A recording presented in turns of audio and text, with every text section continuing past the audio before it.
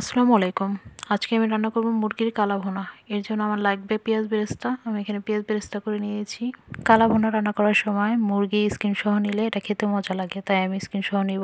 এখানে যা যা আছে এগুলো হলো কালা ভুনার জন্য স্পেশাল মশলা: জিরা, শুকনা মরিচ, গোল মরিচ, এলাচ, দারচিনি, লবঙ্গ, কালো এলাচ, জায়ফল, জয়ত্রী। জায়ফল জয়ত্রী খুবই সামান্য নিয়েছি। এরপর এগুলো গুঁড়ো করে নিয়েছি। মুরগির মাংস ভালোভাবে কেটে ধুয়ে নিয়েছি। এখন এর উপরে দিয়ে দিব পেঁয়াজ বেরেস্তা। এখানে দিয়ে দিব টমেটো কিউব করা। এটা দিলে সুন্দর একটা কালার হবে, এর জন্য দেওয়া। এরপর দিয়ে দিয়েছি কাঁচামরিচ বাটা, জিরা ধনিয়ার গুঁড়ো, হলুদের গুঁড়ো, মরিচের গুঁড়ো, লবণ স্বাদ মতো। এরপর এর মধ্যে দিয়ে দিব আদা রসুন বাটা আর পেঁয়াজ বেরেস্তা করে রেখে দিয়েছিলাম ওই তেলটা এর মধ্যে দিয়ে দিব। এর সাথে এর মধ্যে দিয়ে দিব ফেটানো টক দই।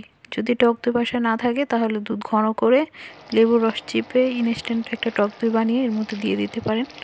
এগুলো এখন ভালোভাবে মাখিয়ে নিব। এটা প্রায় 5 মিনিটের মতো সুন্দর করে মাখাতে হবে, তাহলে এর ভিতরে সুন্দরভাবে মশলা ঢুকবে। মাখানো হয়ে গেছে, এখন আমি এটা চুলায় বসিয়ে দেব। এই পর্যায়ে চুলার আঁচটা থাকবে হাই হিটে। এখন মুরগি থেকে অনেকটা পানি উঠবে।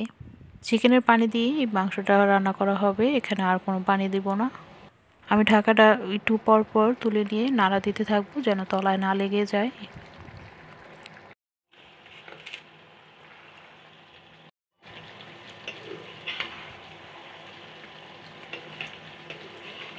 এখন একটু লবণ চেক করে দেখলাম লবণ ঠিক আছে কিনা। এখন দেখি লবণ আর একটু লাগবে, এর জন্য দিয়ে দিলাম। এরপর সাথে দিয়ে দিলাম কালা ভুনার স্পেশাল মশলাটা দিয়ে এখন ভালোভাবে নেড়ে চেড়ে নিব।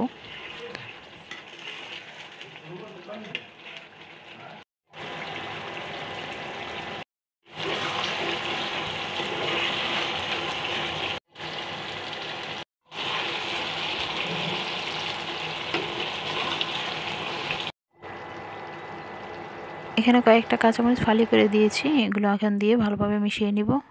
মাংস থেকে ঝোল একেবারে টেনে এসেছে। এখন এটা আমি আবার আলাদাভাবে বার্গার দেব। এই বার্গারটা কিন্তু দেওয়াই লাগবে। সরষের তেল রান্না করার সময় কিন্তু একটু ফেনা হয়, এর জন্য একটা টিপস দিয়ে দিচ্ছি। সরষের তেলটা প্রথমে খুব ভালোভাবে গরম করতে হবে, এরপর ঠান্ডা করে নিয়ে এরপর এর মধ্যে পেঁয়াজ দিতে হবে, তাহলে বেশি ফেনা হবে না। এরপর দিয়ে দিলাম শুকনো মরিচ। এই শুকনো মরিচ দিলে সুন্দর একটা ফ্লেভার হবে, এটা কিন্তু ঝালের জন্য না। এর সাথে দিয়ে দেবো আদা কুচি আর রসুন কুচি। এখন এগুলো বেরেস্তা কালার আসা পর্যন্ত ভাজতেই থাকবো। বাগারটা দেওয়ার কারণে কালা ভুনার টেস্টটা আরও দ্বিগুণ হয়ে যাবে। ভাজা হয়ে গেছে, এখন এইগুলো আমি মাংসের মধ্যে ঢেলে দিব। এখন যে কী পরিমাণ একটা সুন্দর ঘ্রাণ আসছে, আশেপাশে যে থাকবে সেই বুঝতে পারবে এটার ঘ্রাণটা কত সুন্দর। ভালোভাবে মিশিয়ে নিয়ে এটা আমি এখন দমে রেখে দিব 5 মিনিটের মতো। চুলার আঁচটা একদম লোতে থাকবে। কালো ভুনা কিন্তু ভাজতে ভাজতে কালো হয় না, এটা এমনিতেই মশলাতেই কালো হয়ে যায়। এটা যদি অতিরিক্ত ভাজা হয় তাহলে এই মাংসটার টেস্ট পাওয়া যাবে না। আমি এই পর্যায়ে নামিয়ে ফেলবো। এটা খেতে খুবই মজা। যদি রেসিপিটি ভালো লেগে থাকে তাহলে অবশ্যই ট্রাই করে দেখবেন। আল্লাহ হাফেজ।